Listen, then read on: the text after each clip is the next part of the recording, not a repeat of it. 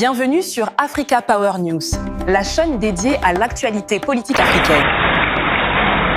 Mesdames et messieurs, après le sommet historique de Niamey du 6 juillet 2024 consacrant l'avènement de la Confédération des États du Sahel, nous voici réunis aujourd'hui à Bamako à l'occasion de la deuxième session du Collège des chefs d'État pour, ensemble, renouveler notre ferme engagement à poursuivre et consolider l'œuvre irréversible de construction de notre Confédération.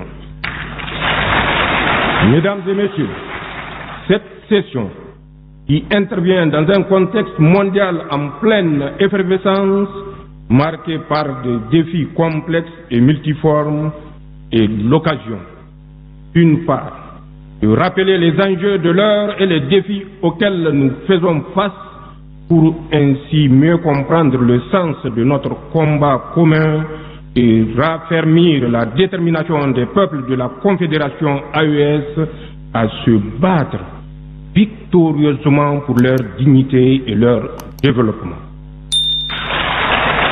D'autre part, de mesurer le chemin parcouru depuis un peu plus d'1 an par notre Confédération, en dépit de toutes les adversités internes et externes auxquelles nous faisons face.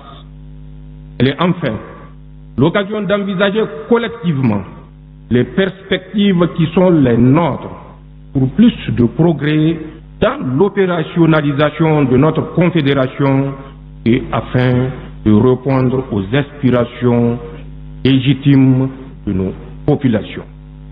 Mesdames et messieurs, depuis le 18 août 2020 au Mali, le 30 septembre 2022 au Burkina Faso et le 26 juillet 2023 au Niger, nos 3 pays ont décidé individuellement puis collectivement avec la création de l'Alliance des États du Sahel du 16 septembre 2023, transformée en confédération le 6 juillet 2024, de prendre leur destin en main. Cette décision, nous l'avions prise en toute responsabilité et en pleine connaissance des enjeux et des défis qu'elle comporte, ainsi que de toutes les conséquences qui y sont potentiellement attachées. Il s'agit donc d'un choix souverain, assumé dans l'intérêt supérieur de nos pays pour l'histoire et pour l'avenir. En effet, après plus d'une décennie de massacre de nos innocentes populations, dans l'indifférence totale des uns et la complicité active des autres, nous ne pouvions continuer à tolérer la permanence du système de prédation inefficace et corrompu mis en place dans nos pays. D'autant plus qu'aucune perspective de sortie de crise n'était en vue. Pire, des indices concordants accréditaient la thèse que le système en place n'avait pas la solution à notre problème sécuritaire. Il était plutôt une importante partie problème. Mesdames et messieurs, face à cette situation, nous avons clairement compris les enjeux qui menacent jusqu'à la survie même de nos peuples. En premier lieu, cette situation a été créée pour favoriser l'exploitation de nos ressources et entraver les aspirations légitimes de nos peuples à une vie meilleure, au progrès et au développement.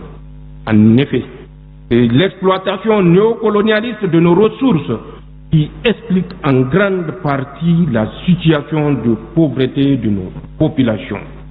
Nous ne pouvions plus accepter de laisser nos pays dominés par ceux qui veulent nous maintenir dans la pauvreté, tout en faisant semblant de nous aider et exiger de nous gratitude et reconnaissance. En second lieu, cette situation a créé un état d'esprit et une mentalité d'assister et de complexer chez beaucoup de dirigeants et élites africaines.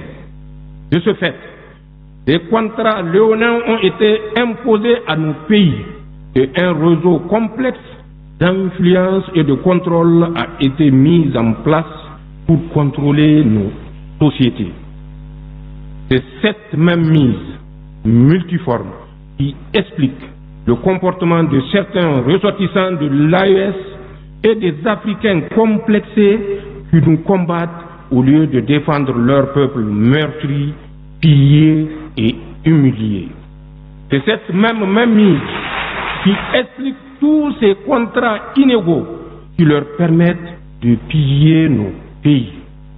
C'est cette même mise qui explique que des dirigeants africains soient convoqués dans une multitude de réunions inutiles, coûteuses et inefficaces.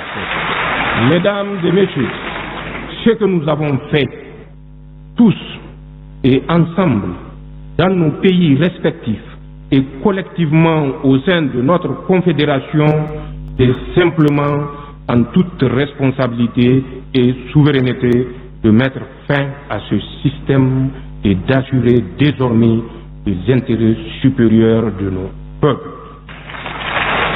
Nous avons ainsi mis fin à la présence dans nos pays de toutes les forces d'occupation et de prédation pour assumer notre sécurité par et pour nous-mêmes. Cela parce que l'expérience vécue a forgé notre conviction que personne ne le fera à notre place. Ce que nous avons fait, c'est d'assumer notre souveraineté pleine et entière. Aucun pays, aucune organisation internationale et aucun groupe d'intérêt ne décidera encore pour nos pays, Inch'Allah. Désormais, les décisions qui concernent nos peuples se prennent à Ouagadougou, à Bamako, à Niamey, sur le territoire confédéral par les autorités de la Confédération et pour les citoyens de la Confédération et nulle part ailleurs. C'est le plus grand héritage que nous puissions léguer aux générations futures et que nous devrons tous garder jalousement. Notre conviction est qu'il n'y a pas de progrès, il n'y a pas de développement sans indépendance véritable, sans souveraineté pleine et entière. Il n'y a pas de précédent historique d'un pays sous domination qui a réussi à se développer. Seuls des États véritablement souverains élaborent des politiques publiques à même d'impulser le progrès et le développement. Ce que nous avons fait, c'est de mettre un terme à tous les contrats léonins et engagements biaisés qui ne font que dans le sens des intérêts de nos États et de nos populations. N'oubliez pas de vous abonner, d'aimer la vidéo et d'activer la cloche de notification pour ne rien manquer.